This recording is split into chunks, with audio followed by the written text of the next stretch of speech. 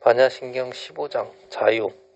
강 건너 참자유에 이르는 지혜인 반야바라밀다를 수행하는 보살은 더 이상 마음에 아무 걸림이 없으며 성취의 대상이 별개로 존재하면 취할 수 있는 자아개체라는 관념을 제거하면 장애는 사라집니다. 무언가를 쫓는 한 수행에는 장애가 있을 수밖에 없습니다. 산스크리트어로 장애물은 바라나입니다. 마음의 장애물은 시타바라나입니다. 거의 모든 장애는 우리 마음에서 일어납니다. 우리가 경험하는 괴로움은 우리 안에 비롯되는 것이지 바깥의 누군가가 우리에게 가져다 주는 것이 아닙니다. 우리가 행복하지 않다면, 다시 말해서 우리가 괴롭고 슬프고 화가 난다면 그것은 우리 마음속의 장애 때문이지 환경 때문이 아닙니다. 불교에서는 두 가지 종류의 장애를 이야기합니다. 하나는 지식이라는 장애이고 다른 하나는 번뇌라는 장애입니다. 우리가 알고 있는 지식이 장애로 간주되는 것은 이미 알고 있는 것을 버리는 법을 배워야만 진리를 향한 탐구에서 더 나아갈 수 있기 때문입니다. 우리가 현재 보유한 지식이 절대적인 진리라고 믿는다면 개방성을 잃게 되어 더 심오한 진리를 접할 수 없습니다. 지식이 어떻게 장애가 되어 진실을 놓치게 만드는지 보여주기 위해 부처님이 들려주신 이야기가 있습니다. 이야기의 주인공은 어린 아들을 남겨둔 채 사업차 집을 비웠던 상인입니다. 상인은 없는 동안 도적대가 마을을 습격해 집에 불을 지르고 아들을 잡아갔습니다. 집으로 돌아온 상인은 아들을 찾기 위해 온갖 곳을 헤매고 다녔지만 소용이 없었습니다. 그런데 불에 타버린 집터에서 새까맣게 탄 어린 남자아이의 시신이 한 구 나왔습니다. 상인은 이것이 자기 아들이 시신이라고 확신하기에 이르렀습니다. 그는 머리카락을 쥐어뜯고 가슴을 치며 아들을 무방비 상태로 방치했던 자신을 원망했습니다. 상인은 전통에 따라 화장을 했습니다. 장례를 치른 뒤에는 특별히 주문을 해 만든 비단 주머니에 유골을 담아서 식사를 하든 잠을 자든 일을 하든 항상 주머니를 목에 걸고 다녔습니다. 어느 날 밤 아들이 꿈을 꾸다가 잠에서 깬 상인은 다시 잠을 이룰 수가 없었습니다. 그는 슬픔과 회한에 겨워 울고 신음했습니다. 바로 그때 문을 두드리는 소리가 들렸습니다. 사실 상인의 아들은 운 좋게 도적대에서 탈출해 마을로 돌아오는 길을 찾아냈던 것입니다. 아들은 새로 지은 집의 문을 두드리며 아버지를 불렀습니다. 유골 주머니를 가슴에 소중히 품고 있던 상인이 화를 내며 소리쳤습니다. 누구요? 그러자 어린 소년이 답했습니다. 저예요, 아빠. 문 열어주세요. 아빠, 문 열어줘요. 그러나 상인은 아들이 이미 죽었다는 확신이 너무 강했던 나머지 웬 어린 놈이 슬픔에 빠진 자신을 괴롭히려 장난을 친다고 생각했습니다. 그래서 상인은 문을 열어주지 않았습니다. 소년은 아버지를 소리쳐 부르고 또 불렀지만 아버지는 끝내 문을 열어주지 않았습니다. 마침내 절망한 소년은 떠나고 말았습니다. 내려놓기. 어떤 것을 진리라고 생각하는 그것에 집착한다면 당신은 사로잡힌 상태입니다. 당신의 진리가 직접 찾아와 문을 두드려도 그 문을 열어주지 않을 것입니다. 불교에서는 내려놓는 수행이 매우 중요합니다. 지식은 명상하는 사람이 제거해야 할 마음의 첫 번째 장애물입니다. 그 무엇도 지나친 확신은 금물입니다. 우리는 지식과 더불어 더 많은 관념을 얻기 때문에 이것을 전부 내려놓기가 어렵습니다. 상호 연기나 상호 존재 같은 새로운 개념을 요령있게 활용하면 탄생과 죽음, 존재와 비존재 같은 낡은 관념으로부터 자유로워질 수 있습니다. 그러나 일단 이러한 관념에서 자유로워지고 나면 상호 존재와 상호 연기의 관념마저 버려야 합니다. 모든 가르침도 마찬가지입니다. 우물을 팔 때에는 삽이 있어야 하지만 우물을 다 파고 나면 삽을 치워야 합니다. 삽을 계속 들고 다닐 필요가 없습니다. 그 어떤 개념도 통찰의 토대로 사용할 수 없습니다. 열반해탈 깨달음이라는 개념조차 예외가 아닙니다. 그렇기 때문에 지식이 장애가 될 수 있다고 하는 것입니다. 진리는 지식이나 관념을 축적하는 것이 아니라 삶 속에서만 발견할 수 있습니다. 두 번째 장애는 우리의 번뇌입니다. 혼란, 증오, 불안, 갈망, 복수욕 등의 마음 상태를 장애로서의 번뇌라고 통칭합니다. 이것들은 거울에 끼는 먼지와 같아서 거울이 현실을 있는 그대로 비추지 못하게 만듭니다. 마음의 걱정, 괴로움, 혼란, 분노, 강한 견해와 같은 짐을 짊어지고 있다면 마음 챙김, 집중, 통찰을 실천하고 수행해서 우리 자신을 깊이 들여다보고 현실을 직시하기가 매우 어렵습니다. 여실히 보려면 우리 마음이 어떤 견해나 선입관, 괴로움으로부터 자유로워야 합니다. 번뇌라는 장애와 지식이라는 장애는 연관되어 있습니다. 우리는 그릇된 인식 때문에 괴로움을 겪는 경우가 많습니다. 예를 들어 우리에게 불멸의 영혼이 있으면 분리된 자아가 있다고 생각할 수도 있습니다.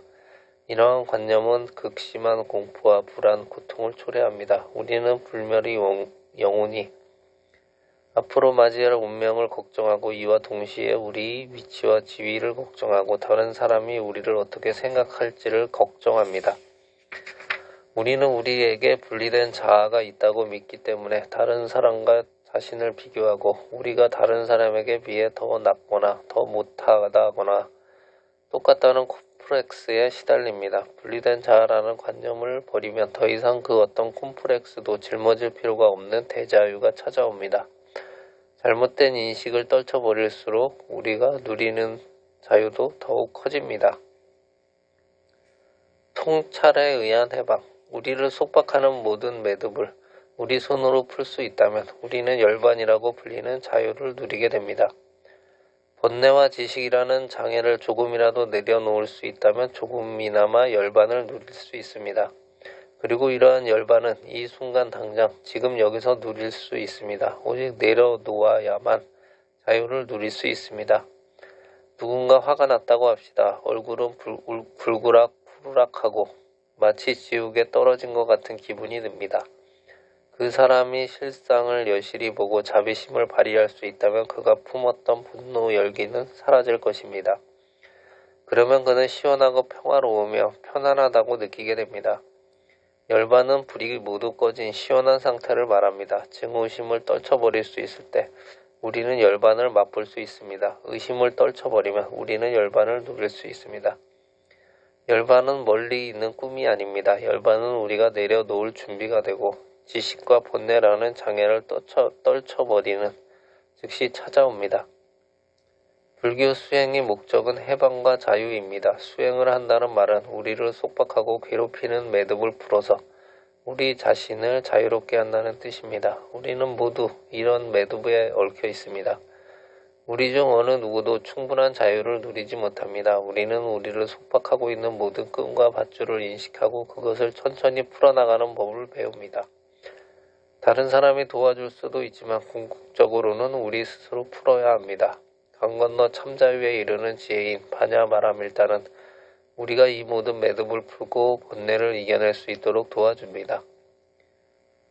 건너편 기슭으로 건너간다는 것은 곧 해탈이라는 기슭에 다다른다는 뜻입니다. 불교에서는 은총에 의한 해탈이나 구원이 아니라 통찰에 의한 해탈이나 구원을 이야기합니다. 그러나 통찰은 일종의 은총이기도 합니다. 통찰은 우리를 자유롭게 해주기 때문입니다.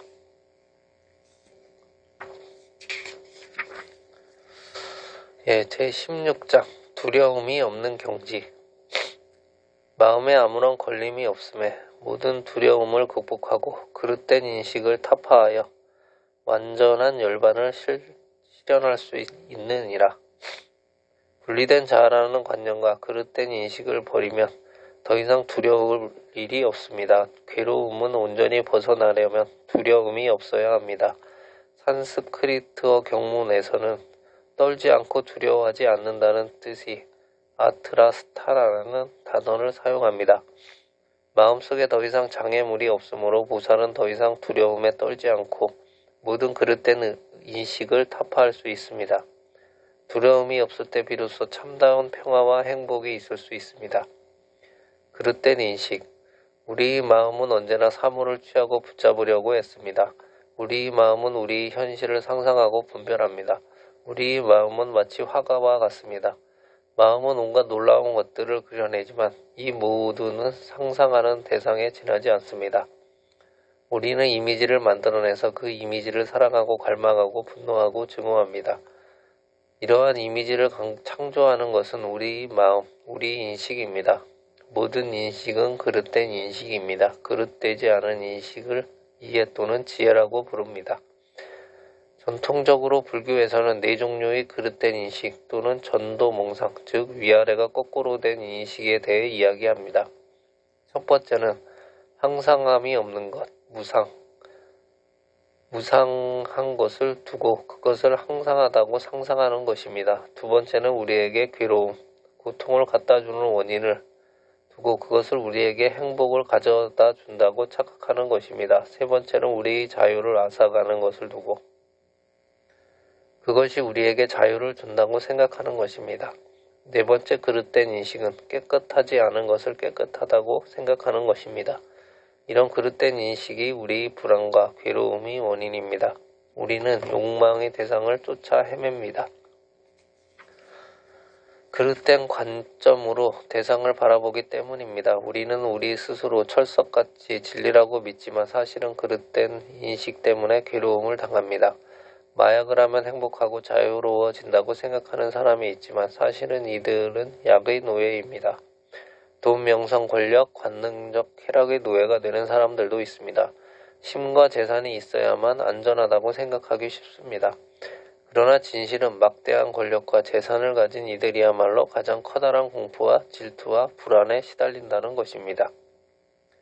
반디야 이야기. 부처님 시대 인도의 바띠야라는 사람이 살았습니다. 그는 한 나라의 주를 다스리는 총독이었지만 부처님과 그 제자들이 모습을 보고 영감을 받아 승려가 되었습니다. 계를 받고 정식 승려가 된 지 얼마 되지 않은 어느 날 밤 그는 좌선을 하고 있었습니다. 바띠야는 승려가 됨으로써 온갖 부담과 근심을 떨쳐낼 수 있었기에 더없이 행복했습니다.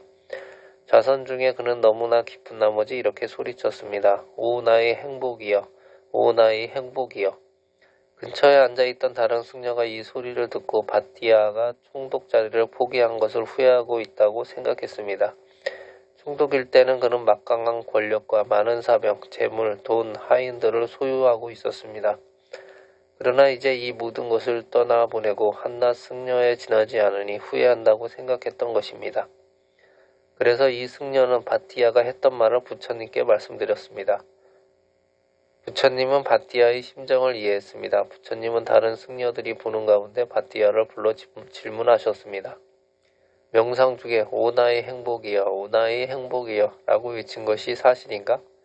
맞습니다. 부처님 그랬습니다. 바띠야가 대답했습니다.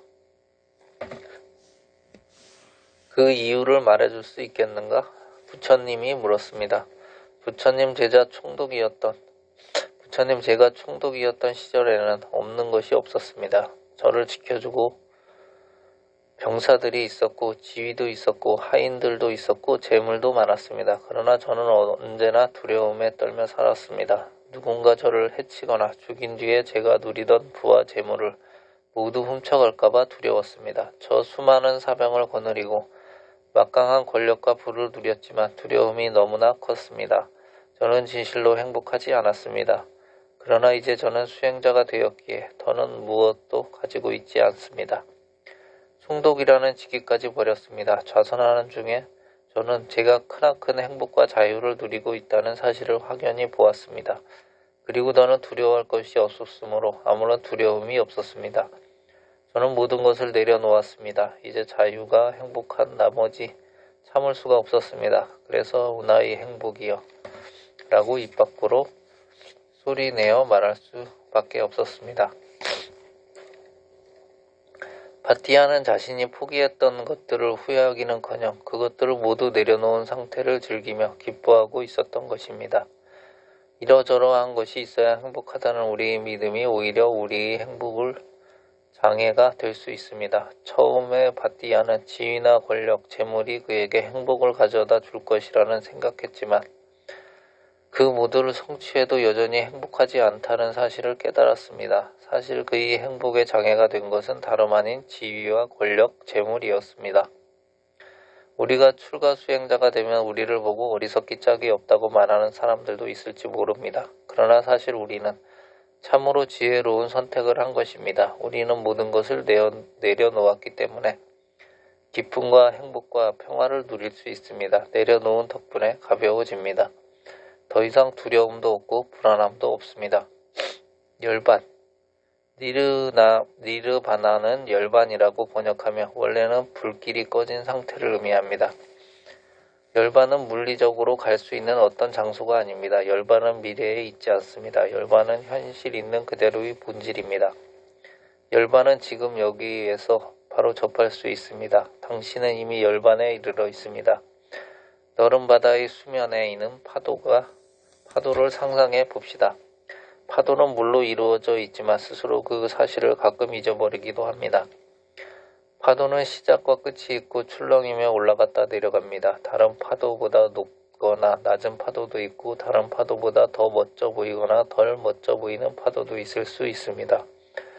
파도가 시작과 끝 오르내리다 더 멋있다거나 덜 멋있다는 관념에 사로잡힌다면 괴로움에 빠지고 말 것입니다.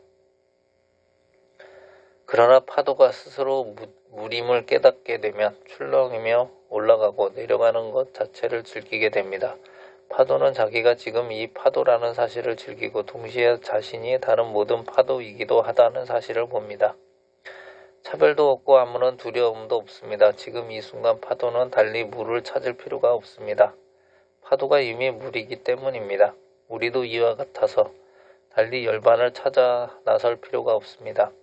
열반은 우리의 참된 본성, 다시 말해서 시작과 끝이 없고 태어남과 죽음도 없는 우리의 진면목이기 때문입니다.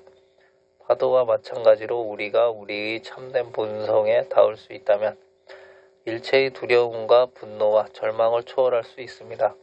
우리의 괴로움은 태어남과 죽음, 존재와 비존재, 오구가 가름과 다름과 같은 관념에서 태어나기 때문입니다.